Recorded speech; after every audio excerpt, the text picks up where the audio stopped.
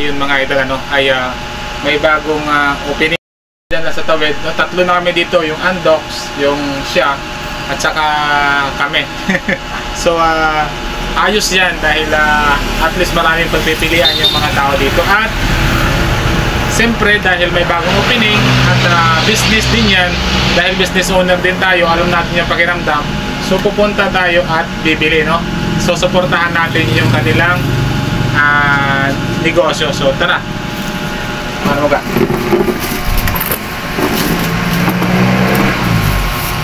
Bili tayo ng kalahati lang. Ito ka na. Kita pa ako doon. Ito pa.